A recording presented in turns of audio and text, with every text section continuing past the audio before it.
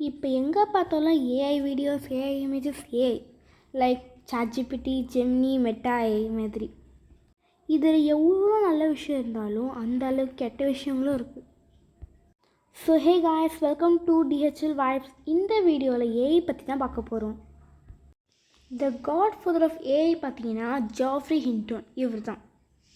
இவர் கூகுள் கம்பெனியில் எம்ப்ளாயாக இருந்தார்.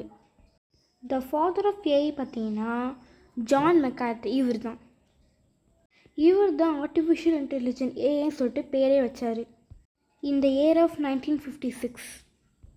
ஆனால் எதுக்கு காட் ஃபாதராக ஜாஃப்ரி ஹின்டன் சொல்கிறாங்கன்னா, ஏஐ மேட் பண்ண ரொம்ப பவர்ஃபுல்லாக ஒர்க் பண்ணவர் இவர் தான், அதனால் இவர் காட் ஃபாதராக சொல்கிறாங்க.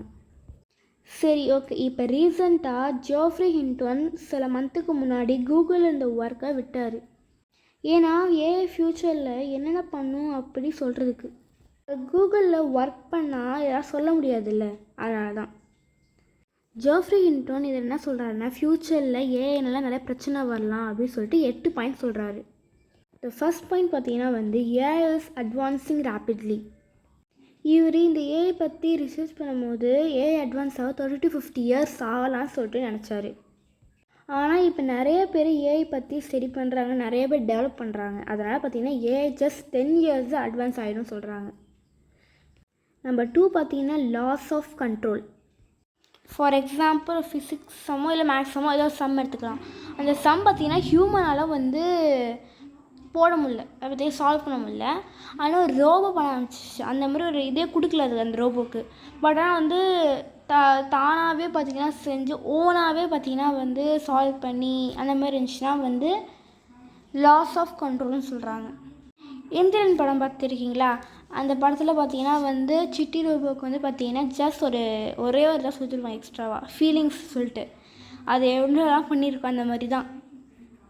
நம்பர் 3 பார்த்திங்கன்னா மிஸ் இன்ஃபர்மேஷன் ரிஸ்க்.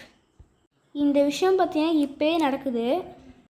இப்போ நீங்கள் யூடியூப்பில் நிறைய ஏஐ வீடியோஸ் வருதுல்ல, எது உண்மை எது பொய்னே தெரியாது. எது மழை பெய்யுது, வெள்ளம் ஓடுது, அது இதுன்னு வாங்க. ஆனால் பார்த்திங்கன்னா ரியலே கிடையாது. ஆனால் நம்மளுக்கு நடந்திருக்கலாம், நடக்க வாய்ப்பு இருக்குது இப்படி நம்ம யோசிப்போம். ஆனால் நடந்திருக்காது. அதை நம்ம பார்த்து கன்ஃபியூஸ் ஆகல, அதுதான் மிஸ் இன்ஃபர்மேஷன் ரிஸ்க். நம்பர் 4 பார்த்திங்கன்னா ஜாப் லாஸ். இது பார்த்திங்கன்னா நடக்க வாய்ப்பு இருக்குது. எப்படி இருந்தாலும் பார்த்திங்கன்னா இப்போயே நம்ம அதிகமாக சாட்ஜிபிடிலாம் படிக்க யூஸ் பண்ணுறோம். நோட்ஸ் எடுக்க கூட சாட்ஜிபிடி தான், எல்லாமே சாட்ஜிபிடி தான் நம்ம யூஸ் பண்ணுறோம். ஸோ நம்ம என்ன நினைப்போம், ஃப்யூச்சர்லாம் பார்த்திங்கன்னா ஆன்லைன் கிளாஸஸ். இப்போ ஃப்யூச்சரில் மட்டும் இல்லை, இப்போ கொரோனா பீரியட்லேயே ஆன்லைன் கிளாஸஸ் தான். இப்போ அதை டீச்சர்ஸாக எடுத்தாங்க, வர ஃப்யூச்சர்ஸாக பார்த்திங்கன்னா ஏஐ கிளாஸ் டீச்சராக இருக்கும். ஸோ அந்த மாதிரி பார்த்திங்கன்னா மெடிக்கல் ஒர்க்கில், அந்த ஐடி கம்பெனிலாம் பார்த்திங்கன்னா மேபி அது நடக்க வாய்ப்பு இருக்குது. Instant knowledge sharing among the AI's. Same Indian மூவியில் பார்த்திங்கன்னா அந்த சிட்டி ரோபோக்கு பார்த்திங்கன்னா நிறைய ஸ்கில்ஸ் சொல்லித் தருவாங்க. டான்ஸு, மியூசிக்கு, ஃபைட்டு எல்லாமே. இது ஒரு சிட்டி ரோபோக்கு சொல்லிக் கொடுத்தா மீதி எல்லா சிட்டி ரோபோ பார்த்து காப்பி அடிச்சுக்கும். காப்பி பண்ணி அதுக்கு அப்படியே அப்டேட் ஆகிட்டே இருக்கும். அது இது பார்த்திங்கன்னா வேகமாக நடக்கும். அது மட்டும் இல்லாமல் ரொம்ப டேஞ்சரஸ் கூட. நம்பர் 6 பார்த்திங்கன்னா வெப்பனைசேஷன் ரிஸ்க். இந்த நேம் கேட்டாலே உங்களுக்கு புரிஞ்சுக்கணும்னு நினைக்கிறேன். ஏஐ நல்ல விஷயத்துக்கு தராமல் கெட்ட விஷயத்துக்கு தருவாங்க. லைக் கிரிமினலுக்கு, டெரரிஸ்ட்டுக்கெலாம் ரோபோட்டை வச்சு சண்டை போட வச்சு அந்த மாதிரி பார்த்திங்கன்னா யூஸ் பண்ண இந்த ஏஐ யூஸ் பண்ண வாய்ப்பு இருக்குது அப்படின்னு சொல்கிறாங்க.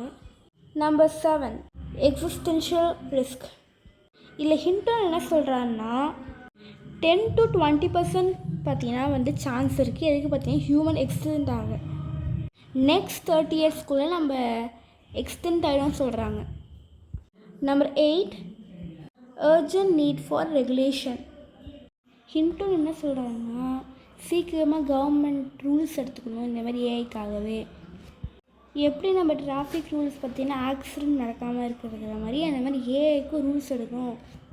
லேட் ஆகிடுச்சுன்னா பிரச்சனை தான் அப்படின்றாங்க.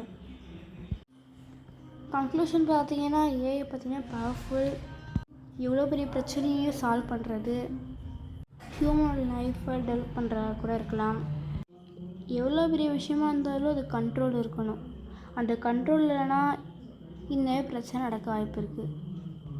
The future of AI depends on how responsibly we develop and regulate it today. If you like this video, like, share, subscribe for more.